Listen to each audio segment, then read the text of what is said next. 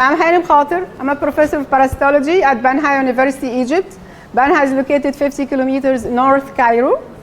Okay, so I'm talking before me. I'm talking about mental health, metabolic control, and autoimmunity. I'm Hanem Khater with my colleague Dr. Reda El Badawi. She is a professor of gastroenterology. Move. Imagine a hidden world within you that's teeming with life, influencing your every thought, your emotion, and even your physical well-being. It's not a science fiction, it's a reality.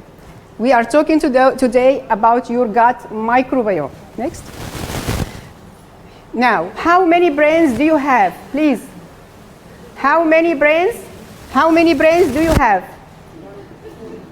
One? One brain. How many brains do you have? The surprise is you have 3 brains.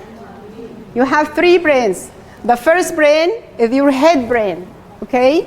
The other one is your heart that's controlling your everything in your life and your feelings. The third one, the third one is in your gut.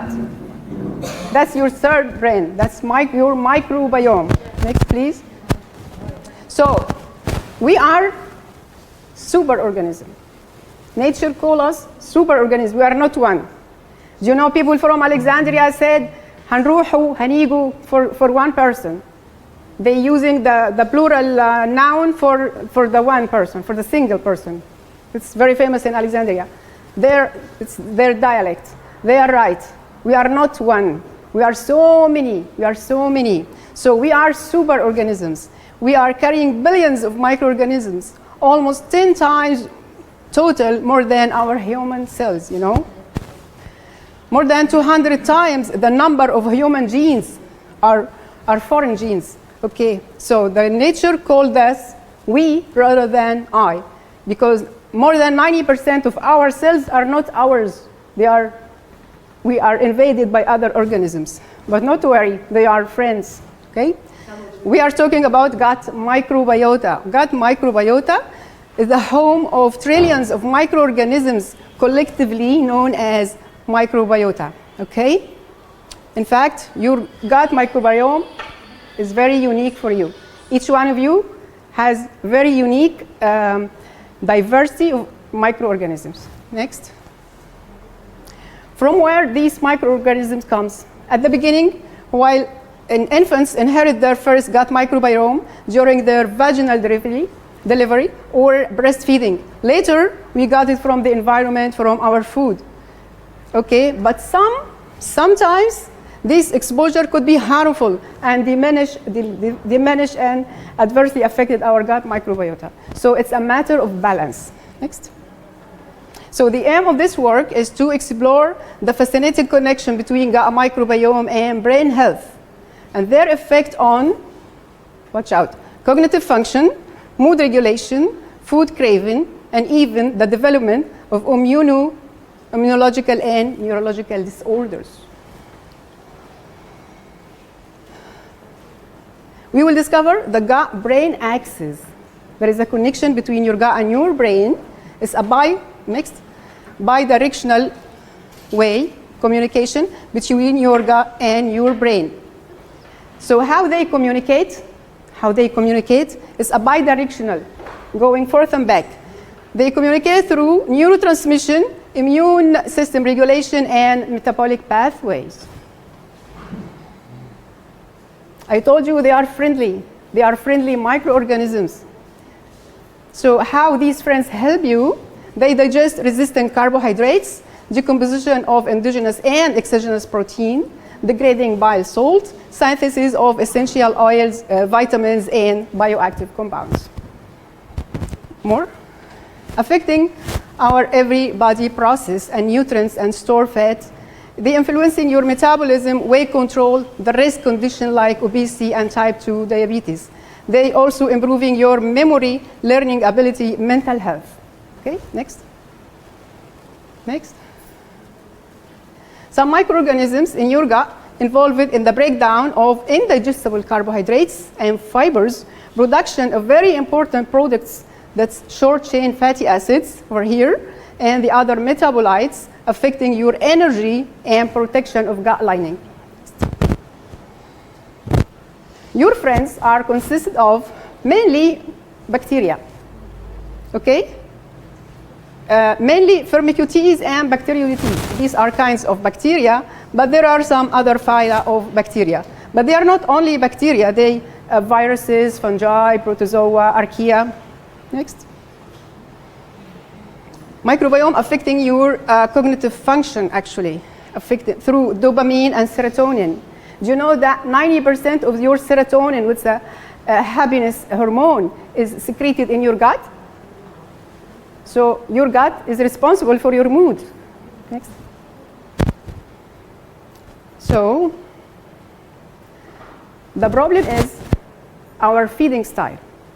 The Western style of feeding, eating less at home, eating more outside, or the Western food, the cafeteria food, eating more food, sugar, salt, processed food, intake of dietary fibers decreased, especially with the youth. Okay. Also, food processing. Food processing has additives, antiseptics, emulsifier, artificial sweeteners, colors, all these things affecting your gut microbiome badly. I told you there is a communication between your gut and your brain, and there is a bidirectional way. Okay? But sometimes this communication is disrupted, or there is a miscommunication, exactly similar to what happened between us. Sometimes we don't understand each other. The problem comes from here, when your gut and your brain has miscommunication. Okay? And then, if there is a miscommunication, your gut will yell and scream at your face, like your wife. When you are talking to your wife and you don't understand her, and finally she will scream in your face. Okay? So how your gut scream? And in the next slide. But here, the miscommunication, this is intestinal permeability. Intestinal permeability, if there is increase of the bad guys in your gut, it's a matter of balance, I told you. The good guys are there, 80%, that's fine. The bad guys, 10 to 20%, you are fine, the balance. But if there are more bad guys, then these microbiome escape from your colon to your small intestine. When they go to your small intestine, it's not a natural place for them. Okay? So they make intestinal permeability. These are the intestinal cells. They make holes. So toxins and bad things goes from your intestinal lining to your blood. And that's from here, you are in the disaster coming away. A lot of disasters. Like what? Next. Like irritable bowel syndrome. This is the first thing that happens. IBS. And other conditions like obesity, autoimmune diseases, metabolic disorders. Also, neurological disorders like Parkinson's and multiple sclerosis, MS. Autoimmune diseases like asthma, MS, celiac, systemic lupus, Hashimoto in your thyroid. So a lot of things. The body is fighting each other. An anxiety disorder. Everybody is irritable, stress everywhere. It's almost 34% of the population, and women are more stressed than men, twice time. Okay? So these anxiety disorder, anxiety, outside anxiety, affecting your microbiome, and then increase your anxiety, and then your microbiome disturbed, and all the troubles come after that. Okay? Because there is a lot of psychosomatic these symptoms or diseases because of that. All of them begin in your microbiome. Okay? Anxiety is treated with pills or cognitive behavioral therapy. By the way, I am a cognitive behavioral therapist. I studied mental health actually. But all of these are of limited effect unless you adjust your microbiome. Okay? Next, please. Why stress occurs? Because there's a problem with your hypothalamic pituitary adrenal axis. Okay, I don't want to go to more details. Chronic stress is very important. If you have a chronic stress, you have these kinds of bacteria, bad bacteria, starting with Helicobacter pylori. جرثومة المعدة أول حاجة كده بسم الله الرحمن الرحيم. Okay? And then all these good bacteria diminish. If you want to fix the problem, you take this probiotic as a supplement. These kind of bacteria will fix the chronic stress. Okay? Next. Also, separation and anxiety symptoms for children. When children are separated from their mother, there is a dysbiosis. It's called disbalance in your microbiome. It's called dysbiosis in their stomach. And how could we fix this? Please, next slide. In case of separation and anxiety, no, before, the one before. They have these kind of bacteria increased, and increased in males, increased in females. How could we fix? These are suggested probiotic strains. If you want to fix the problem, fix their microbiome, let them get these kind of bacteria as a supplement. Okay? Stress and eating behavior, craving food, نهم الطعام. Okay? Also, the problem is in your microbiome dysbiosis. The problem is in your dysbiosis. Next, please. Actually, these kind of good, I said, the bad guys are more than the good guys. What does the bad guys eat? They eat bad food, junk food. So they send messages to your brain as a reward. Go get some pizza, go eat hamburger, eat some chips, drink Coke. Okay? It's not yours. It's not yours. No, not you don't want it.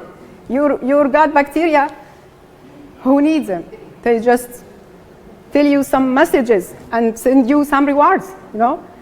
They give you some reward to your brain, and the cycle goes.